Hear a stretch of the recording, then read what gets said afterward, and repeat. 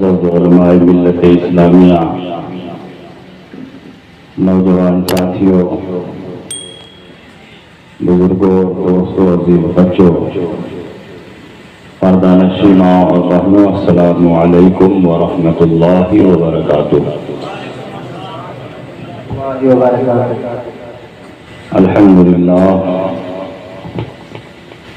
الحمد للہ رب العالمین، والصلاة والسلام على سید الانبیاء والمرسلین وعلى آلہ الطیبین الطاہرین واصحابہ الہادین المہدیین، اما بعد، فاعوذ باللہ من الشیطان الرجیم، بسم اللہ الرحمن الرحیم۔ انما يريد الله ليذهب عنكم الرجس اهل البيت ويطهركم تطهيرا۔ آمنت بالله صدق الله مولانا العظيم وصدق رسوله النبي الأمين المكين الكريم، ونحن على ذلك لمن الشاهدين والشاكرين، والحمد لله رب العالمين۔ کچھ کہنے اور سننے سے پیشتر آئیے ہم اور آپ مل جل کر انتہائی خلوص و محبت اور احترام و عقیدت کے ساتھ گنبد خضرا میں آرام فرمانے والے آقا و مولا، مدنی تاجدار، دونوں عالم کے مالک و مختار، سید ابرار و اخیار جناب احمد مجتبیٰ محمد مصطفیٰ صلی اللہ علیہ وسلم کی بارگاہ میں جھوم جھوم کر درود شریف کا نذرانہ عقیدت پیش کریں اور پڑھیں، اللہم صلی علی سیدنا و شفیعنا و حبیبنا و مولانا محمد مبارک وسلم، صلاۃ و سلام علیک یا رسول اللہ صلی اللہ تعالی علیہ وسلم۔ حضرات، آج کی یہ مبارک اور مقدس محفل جس میں ہم اور آپ حضرت امام حسین رضی اللہ تعالی عنہ کو یاد کرنے کے لیے اکٹھا ہوئے، آج کی یہ مبارک محفل عرس ابراہیمی سے بھی منسوب ہے اور ذکر شہداء کربلا سے بھی منسوب ہے۔ بلا شبہ ہم اہل سنت و جماعت اپنے اکابر اور اپنے اسلاف کو ہمیشہ یاد کرتے رہتے ہیں، اور زندہ قوموں کی یہی علامت اور پہچان ہے۔ وقت بہت کم ہے اور موسم کا بھی کچھ ٹھکانہ نہیں، کب بارش ہو جائے۔ اسٹیج پر بہت سے معزز اور محترم علماء کرام تشریف فرما ہیں، اور ابھی کچھ ہی دیر کے بعد شہزادہ صدر الشریعہ استاد العلماء ماہر درسیات حضرت علامہ فداء المصطفیٰ صاحب قبلہ قادری انجلی مدد اللہ العالی تشریف لانے والے ہیں۔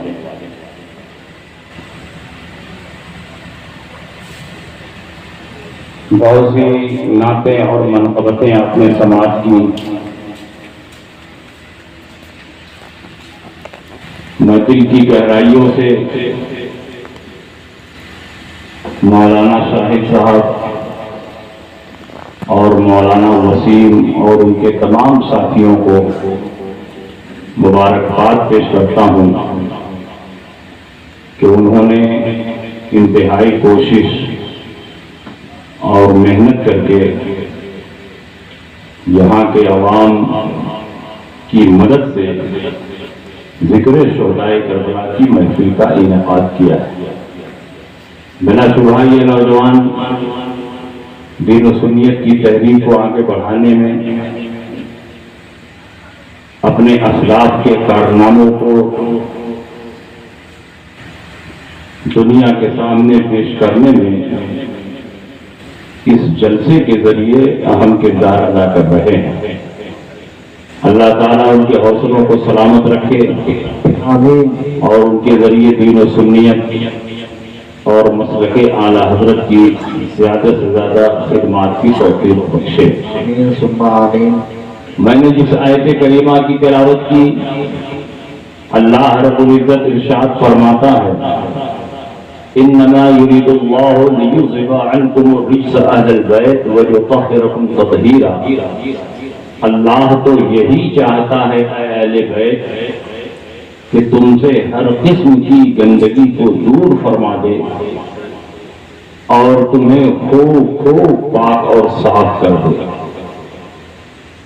ہم اگر کسی چیز کا ارادہ کریں تو ضروری نہیں کہ وہ چیز ہو جائے، لیکن اللہ کسی چیز کا ارادہ فرما لے تو فوراً وہ چیز ہو جاتی ہے۔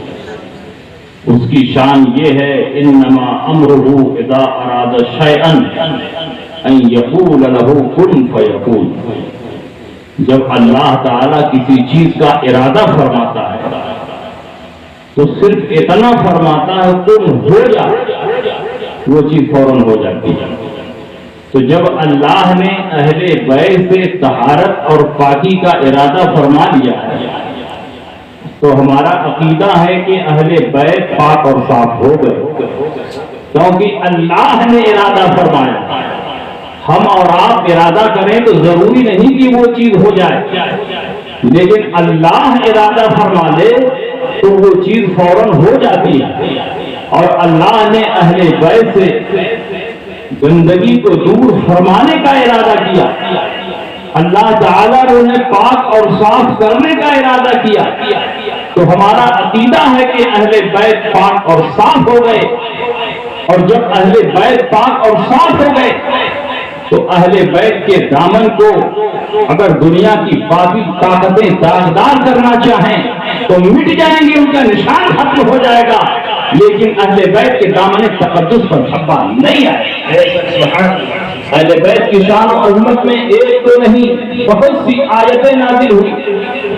نبی اکرم صلی اللہ علیہ وسلم نے متعدد اہل بیت کے سلسلے میں حدیثیں بیان فرمائی، متعدد حدیثوں سے اہل بیت کی شان و عظمت ظاہر ہو رہی ہے۔ نبی اکرم صلی اللہ علیہ وسلم نے بار بار اعلان فرمایا اے اللہ میرے اہل بیت کی حفاظت فرما، اے لوگوں میرے اہل بیت سے محبت کرو، اے لوگوں اہل بیت کی شان سفینہ نوح کی طرح ہے، جو اس میں سوار ہوا وہ نجات پا گیا اور جو سفینہ نوح سے باہر ہوا وہ ہلاک ہوا۔ لیکن اہل بیت کون لوگ ہیں؟ اس سلسلے میں مفسرین کے بہت سے اقوال ہیں، لیکن جمہور کی رائے یہ ہے کہ اہل بیت سے مراد پنجتن پاک ہے۔ نبی اکرم صلی اللہ علیہ وسلم، حضرت علی، حضرت فاطمہ، حضرت امام حسن، امام حسین۔ اس آیت کریمہ میں اہل بیت کا جو ذکر ہوا ہے اس سے مراد پنجتن پاک ہے۔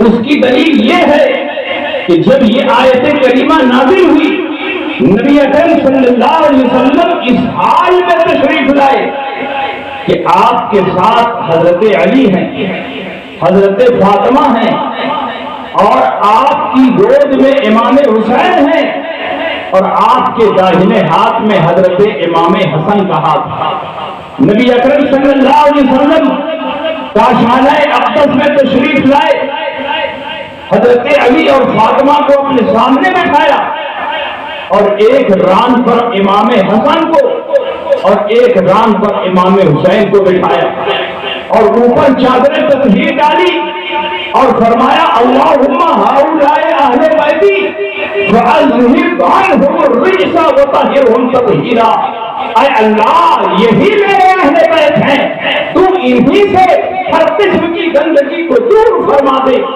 اور انہیں خوب پاک اور صاف کر دے۔ حضرت ام سلمہ رضی اللہ تعالی عنہا جو سرکار کی ازواج مطہرات میں سے، آپ نے چادر کا ایک کونا اٹھایا اور اس میں گھسنے لگی اور فرمایا یا رسول اللہ میں بھی تو آپ کے اہل بیت سے ہوں۔ نبی اکرم صلی اللہ علیہ وسلم نے چادر کھینچ لی اور فرمایا انک من ازواج نبی صلی اللہ علیہ وسلم علی خیر، تو نبی کی ازواج مطہرات میں سے ہے، تو ہدایت بھلائی اور خیر پر ہے۔ لیکن اللہ کے نبی نے جن نفوس قدسیہ پر اپنی چادر تطہیر ڈالی وہ کوئی اور نہیں بلکہ پنجتن پاک ہے، نبی اکرم صلی اللہ علیہ وسلم، حضرت علی، حضرت فاطمہ اور حضرت امام حسن اور حسین۔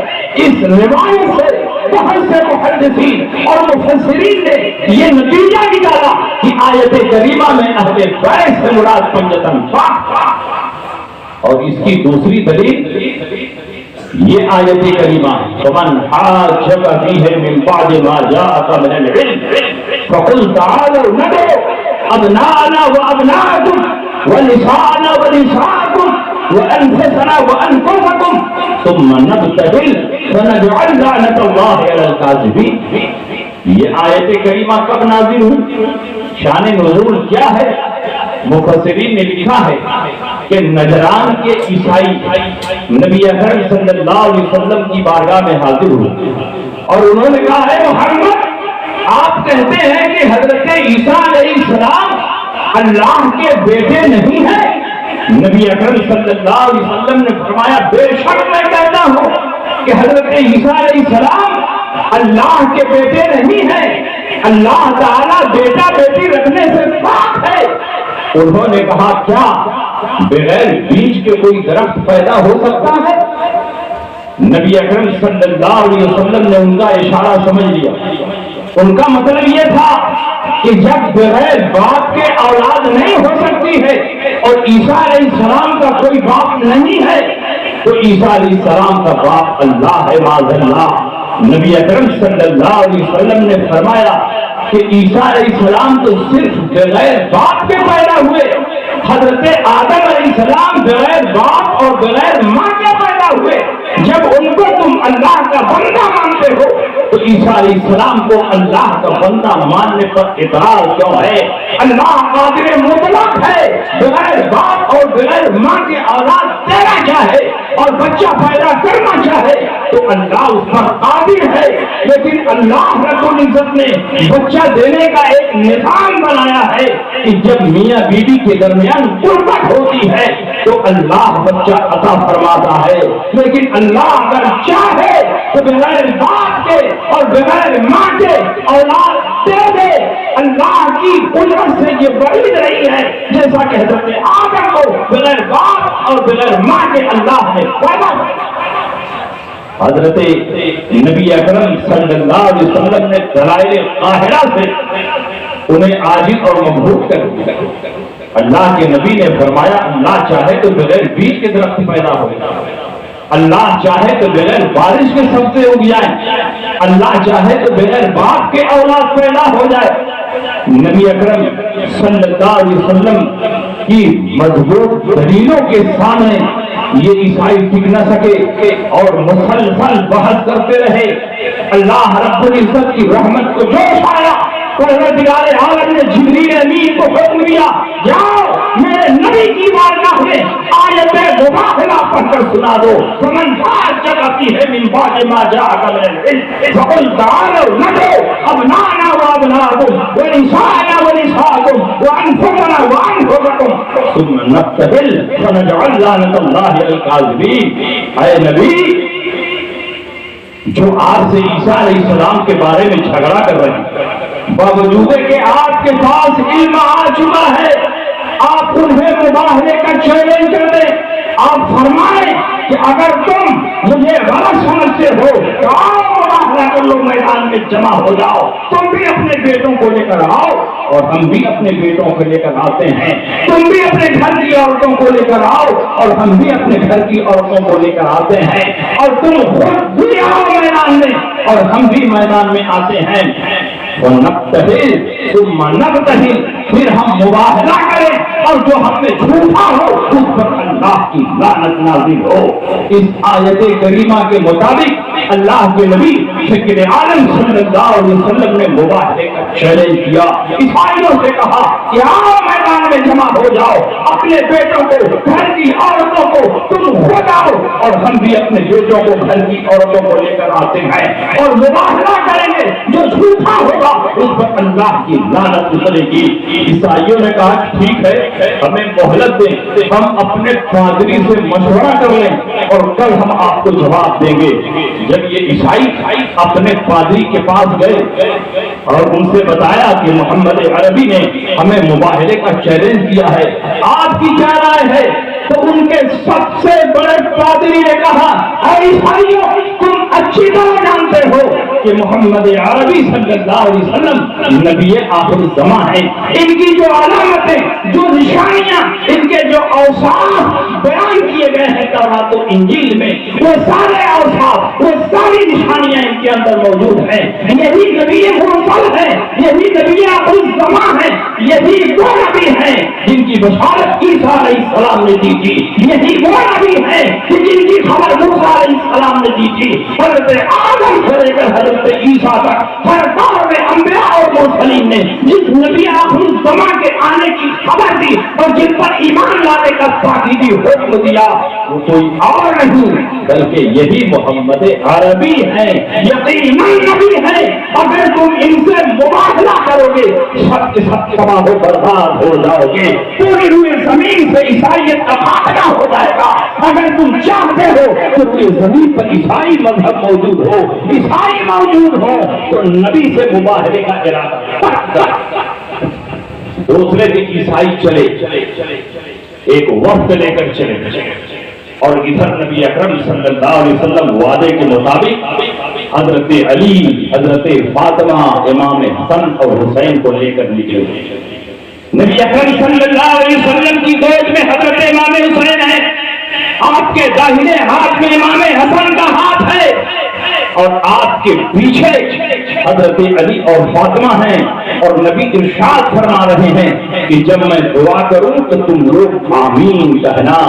جب عیسائیوں نے اور عیسائیوں کے سب سے بڑے پادری نے ان نورانی چہروں کو دیکھا تو برجستہ اس نے کہا واللہ انی یرا وجوہا لو سأل اللہ ان یزید جبلا من مکانہ لازالہ، خدا کی قسم میں ایسے نورانی چہروں کو دیکھ رہا ہوں کہ اگر یہ رب کی بارگاہ میں یہ دعا کر دیں کہ اے اللہ اس پہاڑ کو یہاں سے ہٹا دے تو اللہ اس پہاڑ کو ہٹا دے گا۔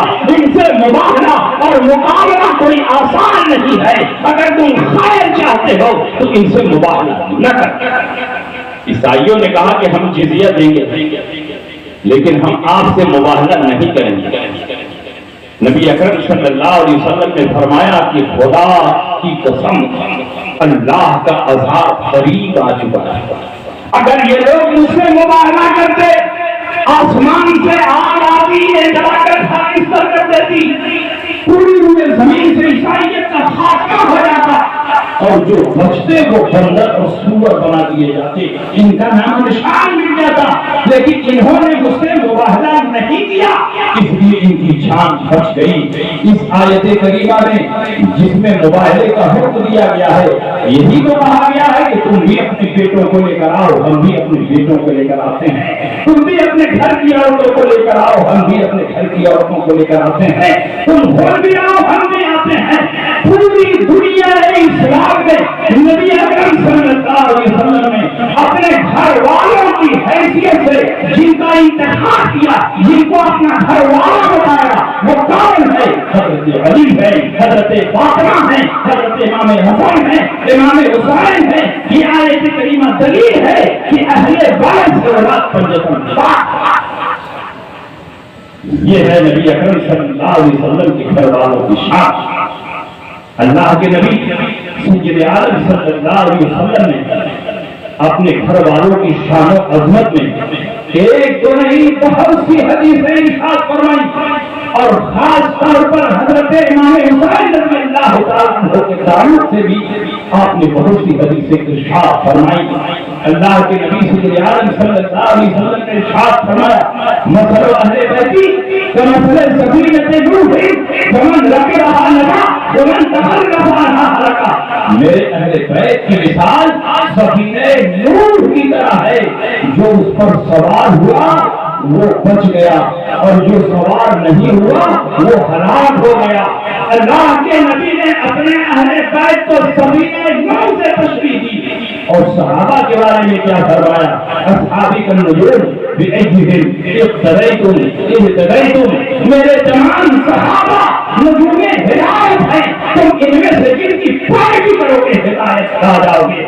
اللہ کے نبی نے صحابہ کو نجوم ہدایت فرمایا اور اپنے اہل بیت کو سفینہ نوح فرمایا۔ دونوں میں مناسبت کیا ہے؟ محدثین نے لکھا ہے کہ اس دور میں جب کتب نما کی ایجاد نہیں ہوئی تھی اور سمتوں کا تعین نہیں ہو پاتا تھا تو لوگ ستاروں کی چاند سے سمتوں کا تعین کرتے تھے اور اپنے سفر کو آگے بڑھاتے تھے۔ اللہ کے نبی یہ بتانا چاہتے ہیں کہ اگر تم ہلاکت اور بربادی سے بچنا چاہتے ہو تو سفینہ نوح ہمارے اہل بیت ہے۔ اہل بیت کی محبت کی کشتی میں سوار ہو جاؤ، تم ہلاکت سے بچ جاؤ گے، لیکن منزل مقصود تک پہنچنے کے لیے صحابہ کے دامن کو پکڑنا ہوگا، کیونکہ صحابہ نجوم ہدایت ہیں۔ اور اس دور میں جب کشتیاں رات کی تاریکی میں سمندر کی سطح پر چلتی تھی تو کشتی چلانے والے اپنی منزل کو جاننے کے لیے ستاروں کی چاند کو دیکھتے تھے۔ اس لیے اگر تم منزل مقصود تک پہنچنا چاہتے ہو تو صحابہ کے دامن کو مضبوطی سے تھام لو، اور اگر تم ہلاکت سے بچنا چاہتے ہو تو اہل بیت کی کشتی میں شامل ہو جاؤ۔ الحمدللہ ہم اہل بیت کی شان اور ان کی عظمت کے قائل ہیں اور ان سے محبت کرتے ہیں، اور ہم صحابہ سے بھی محبت کرتے ہیں، کیونکہ ہم جانتے ہیں کہ اس دور میں صحابہ کو چھوڑ کر صرف اور صرف اہل بیت سے محبت کا دعویٰ کرنا یہ رافضیت ہے، اور اہل بیت کو چھوڑ کر صرف اور صرف صحابہ سے محبت کا دعویٰ کرنا یہ خارجیت ہے، اور دونوں سے محبت کرنا یہی مسلک کی اعلیٰ حضرت۔ نعرہ تکبیر، نعرہ تکبیر، نعرہ رسالت، نعرہ رسالت، مسلک اعلیٰ حضرت، مسلک اعلیٰ حضرت حضرت علامہ مولانا مفتی شمشاد صاحب پورا، حضرت علامہ مولانا مفتی شمشاد صاحب پورا، نعرہ تکبیر، نعرہ رسالت۔ اہل سنت کا ہے بیڑا پار، اصحاب حضور نجم ہیں اور ناؤ ہے عزت رسول اللہ۔ سبحان اللہ، سبحان اللہ۔ حضرت امام حسین رضی اللہ تعالیٰ عنہ کی شان و عظمت اللہ اکبر۔ ایک مرتبہ حضرت امام حسن اور امام حسین آپس میں کشتی لڑ رہے تھے، اور نبی اکرم صلی اللہ علیہ وسلم کشتی ملاحظہ فرما رہے۔ اس دور میں کشتی لڑنے کا رواج بہت ہے۔ نبی اکرم صلی اللہ علیہ وسلم کے سامنے امام حسن اور امام حسین کشتی لڑ رہے ہیں۔ نبی اکرم صلی اللہ علیہ وسلم نے حضرت امام حسن سے فرمایا حسین کو پکڑ لو۔ اتنے میں حضرت فاطمہ الزہرا باہر آئی، کہا ابا جان آپ بڑے سے کہہ رہے ہیں کہ چھوٹے کو پکڑ لو، بڑے کی حوصلہ افزائی کر رہے ہیں۔ تو نبی اکرم صلی اللہ علیہ وسلم نے فرمایا بیٹی پریشان نہ ہو، حسین کی طرف سے جبریل امین ہیں جو حسین کا حوصلہ بڑھا رہے ہیں، وہ حسین سے کہہ رہے ہیں حسن کو پکڑ لو۔ آپ اندازہ ان دونوں شہزادوں کی کیا شان و عظمت ہے، یہ جھولے پر سوار ہو تو جبریل امین کا جھولا جھلائے۔ ان کے گھر میں جبریل آتے نہیں، والے جانتے ہیں ارض شان اہل بیت اور اللہ کے نبی سید عالم صلی اللہ علیہ وسلم کے گھر والوں کی شان یہ ہے کہ حضرت امام حسن اور امام حسین نے تختیاں لکھی. آج تو قلم سے لکھنے کا رواج ہو گیا ہے, فونٹن پین سے لکھنے کا رواج ہو گیا ہے.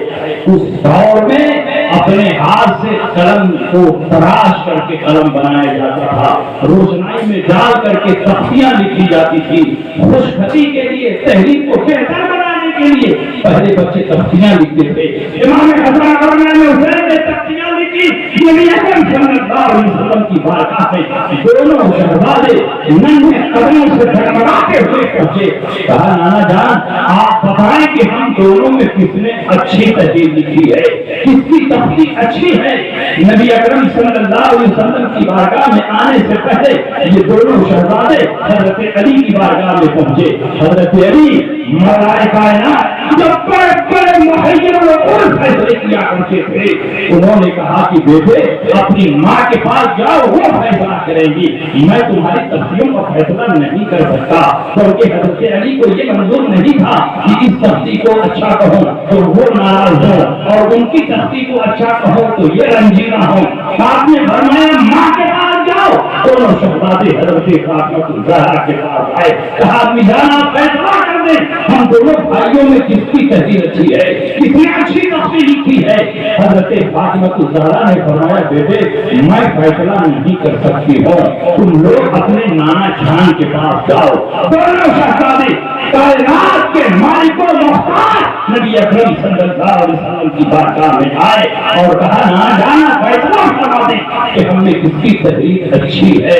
وہ نبی جو خیر اور شر کے درمیان فیصلہ کرتے تھے, وہ نبی جو ایمان اور کفر کے درمیان فیصلہ کرتے تھے, وہ نبی جو جنت اور دوزخ کے درمیان فیصلہ کرتے تھے, وہ نبی فرماتے ہیں کہ میں تمہاری تختیوں کا فیصلہ نہیں کروں گا بلکہ جبریل امین تمہاری تختیوں کا فیصلہ کریں گے. کیونکہ مجھے یہ منظور نہیں ہے کہ کسی شہزادے کے دل کو تکلیف پہنچاؤں, انہیں رنجیدہ کروں. جبریل امین فیصلہ کریں گے. جبریل امین اللہ کے حکم سے بارگاہ رسالت میں نازل ہو گئے.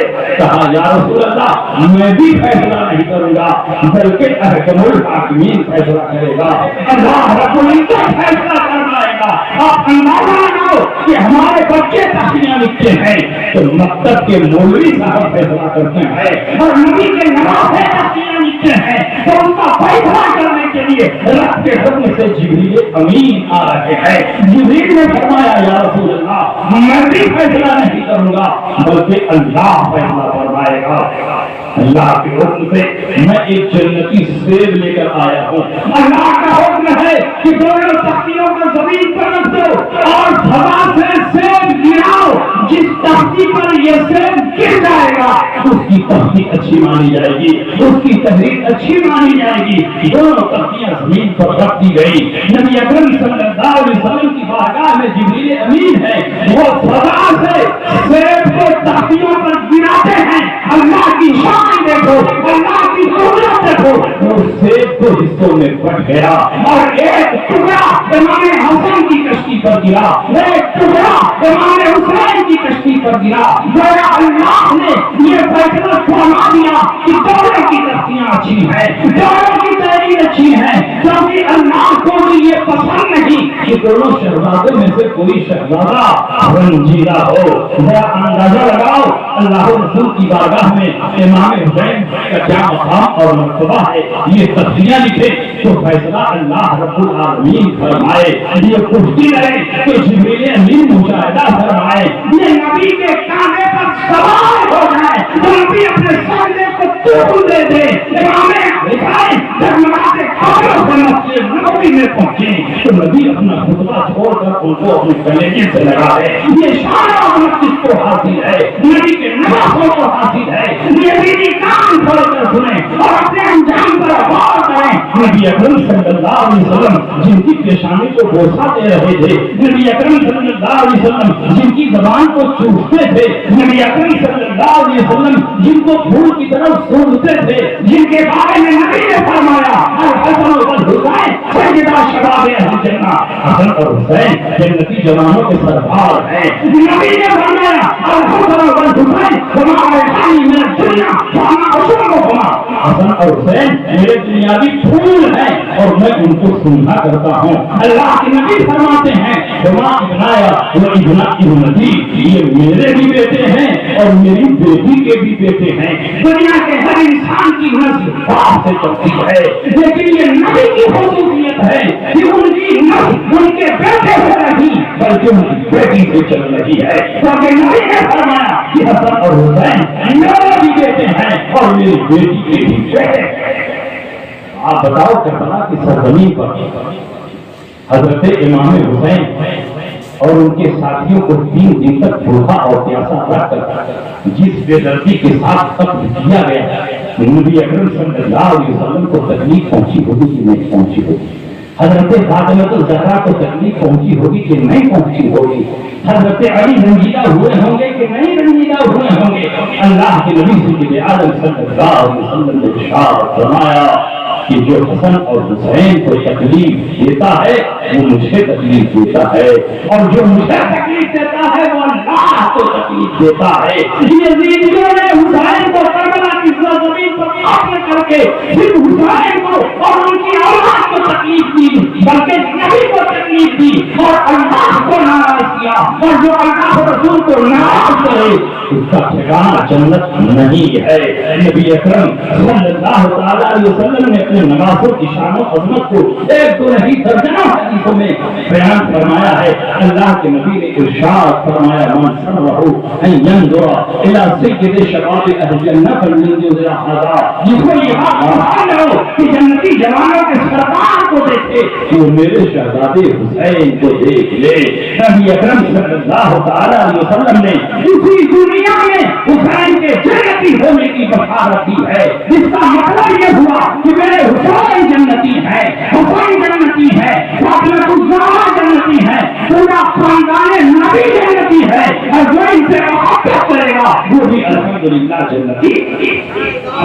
مگر آج کچھ لوگوں کو یہ شوق ہو گیا اہل بیت کی عداوت اور دشمنی میں یزید کو جنتی ثابت کرنا، یزید جنتی ہے معذاللہ، اور یہ وہی لوگ ہیں جن کی رگوں میں خارجیت کا خون دوڑا، یہ وہی خارجی ہے جنہوں نے حضرت علی کرم اللہ تعالی وجہ کریم سے جنگیں لڑی، نہروان تک حضرت علی نے دوڑا کر میں مارا، اور انہی کی بچی ہوئی نسلیں آج اہل بیت کی عداوت اور دشمنی میں یزید کو جنتی ثابت کرنے کی کوششیں کر رہے ہیں۔ اور خاص بات یہ ہے کہ یہ لوگ یزید کو جنتی ثابت کرنے کے لیے بخاری شریف